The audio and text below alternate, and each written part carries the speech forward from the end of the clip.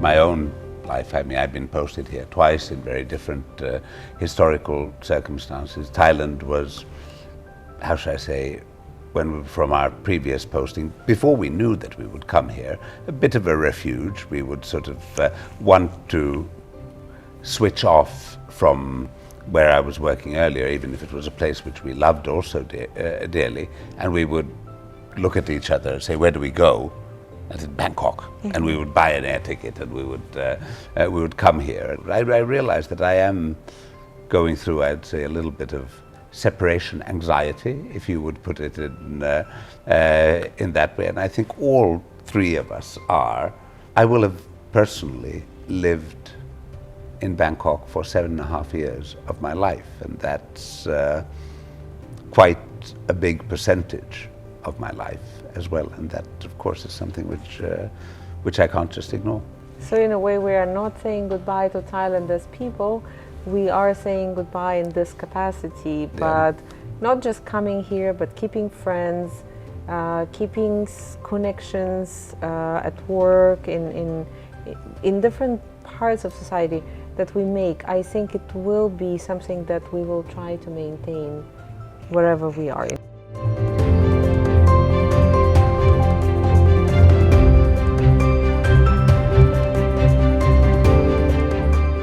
I mean, for me, it clearly was participating at the coronation of King Rama X.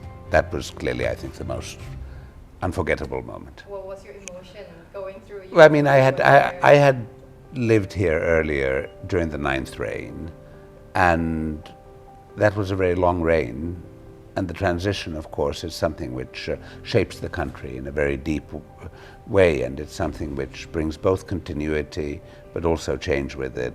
And as somebody who really loves this country, I know Ole and Samuel do as well, it was a milestone in Thai history, and being part of it and being here at that unique historical moment, that was very, very special. I also would like to say that the end of my husband's posting, when we visited the royal palace and we met the king and the queen in a much more private setting, and the discussion we had, it also left a very big mark on me. So that would be, I wouldn't say that I would just go for one thing that impressed me, but it was, and there are a lot of things in between as well. So I can talk about Thailand for hours, I'm afraid.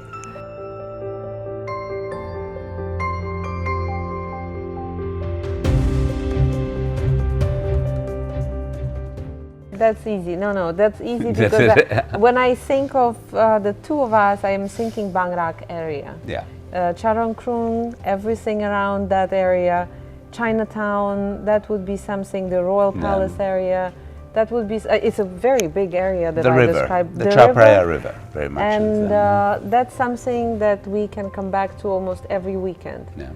Even if it's hot, we still like to be there, to be outside, to walk, to feel and see how the city is changing, and how it's keeping the old things that we really, really like. But we also see that a lot of new things are developing, new galleries are popping up, new bars, new restaurants, young people walking around that area, also enjoying it. So it's like Bangkok for me is that part.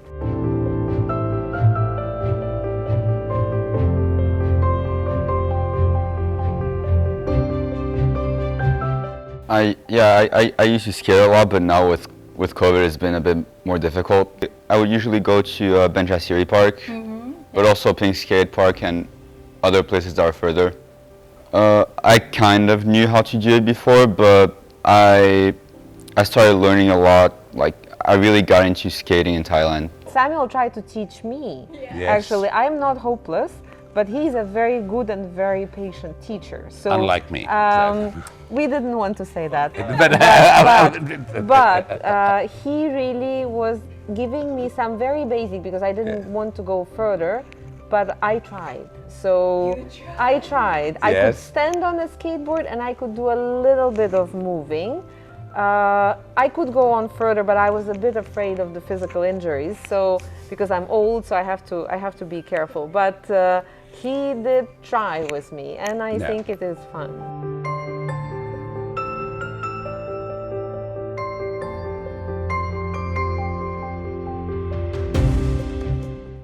for me, I would go to Isan for the grilled meats and papaya salad, moving to Chiang Mai sausage, sort of through a red duck curry to some very nice rock lobster and steamed sea bass with lime. I think I've got us down to about Hua Hin at this moment. We would have to go down a little bit more for a masaman, going to the Muslim parts of the country, and then there's this wonderful dish of leaves and egg which I love, and would probably top all of this up with the yellow crab curry, which I absolutely love. I mean, if you didn't notice, food is a hobby of mine. Whatever he said, I usually just let him order. That is the that takes care of the order. All right. Well, he has good taste. Thanks. That, yes.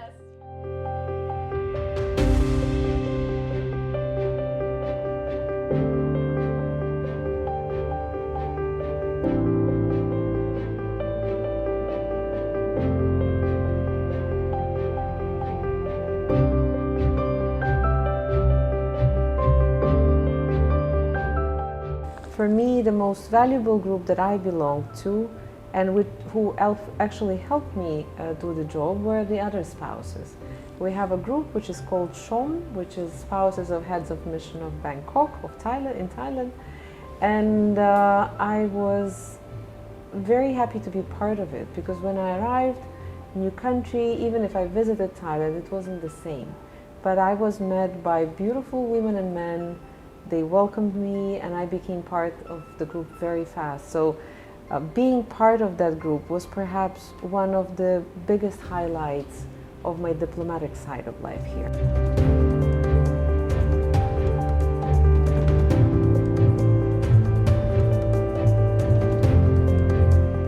So actually I was one of those people who were saved by COVID. And I say it very carefully, knowing that some of our friends in Europe and the US can see who didn't have it easy. But in Thailand, we were very lucky at the beginning of the pandemics. So there were no events, and I had a lot of time, and I thought, well, why don't I use it for just painting?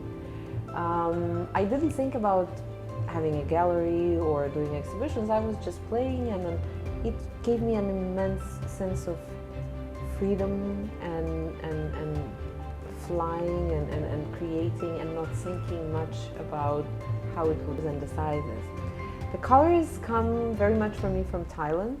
I wanted to express what I gathered in 3 years that I was here at the time when I was painting, because I absorbed so much color from beautiful temples, from beautiful Benjarong, from beautiful Thai silk, from flowers on the street everywhere, from flowers that we have in our garden upstairs. So all of it does have a big effect on me as an artist. Not even if I didn't paint, it was kind of piling up in me. So I was very happy that when I saw my first canvases, they were all bright, they were all very colorful and daring. Coming to the title of the gallery, when I was invited, I thought I would just have a room. And then they said, what's the name of your room, of your gallery? And I was not really thinking that long, because I somehow remembered the phrase that my father always tells me from my childhood. You always have to do things that bring you joy.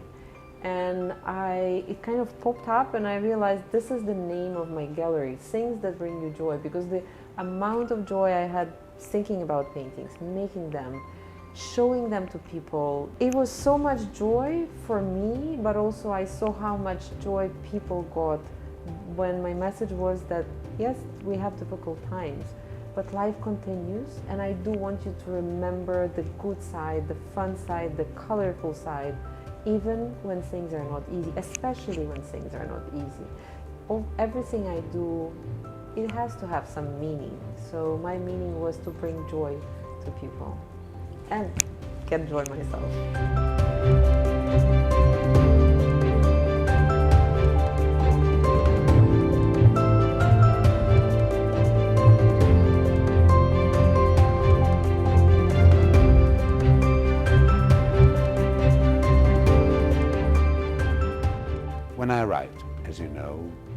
had a not that easy relationship between the European Union and the Kingdom of Thailand.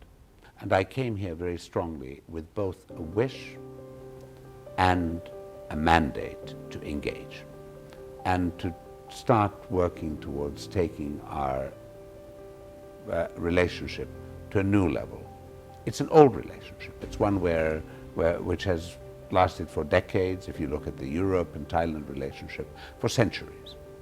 And it is one which deserves to be a very good one. And from the beginning, I think that what we were doing was all geared at taking away misunderstandings, bringing us closer, building a stronger political relationship. We have now got back into the finalizing process of the Partnership and Cooperation Agreement. Preliminary preparatory talks on resuming free trade agreement negotiations are taking place, even if the political decision has not been taken on, in fact, going back to the negotiating table fully. We've seen very, very good progress, and we saw really something which was, I'd say, a common process, but Thailand's achievement on going forward in the IUU file and getting rid of the EU's yellow card and showing and really becoming a model for the region on how you could handle the whole issue of IUU fishing. We've done a lot in labor relations, and I think that we have done a lot in sort of bringing the EU, the political EU, the post-Lisbon Treaty EU, which is now in a way 10 years old only, to the Thai scene and trying to sort of explain our political strength, not just economic strength, but our political strength, the unity which comes from the European Union.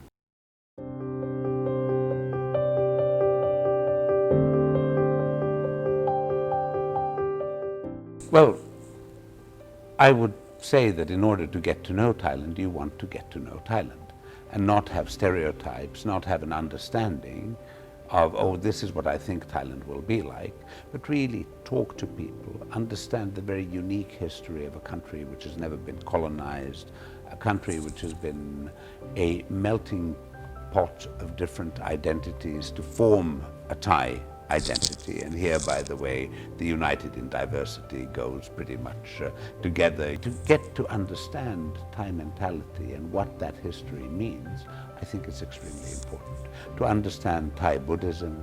One thing I would say, don't go to the beach first. Go north. Go to different parts of Thailand. Understand where sort of the political and cultural history of the country comes. Go south to understand that part of the history. And when you understand that, then take that break and go to Krabi and enjoy the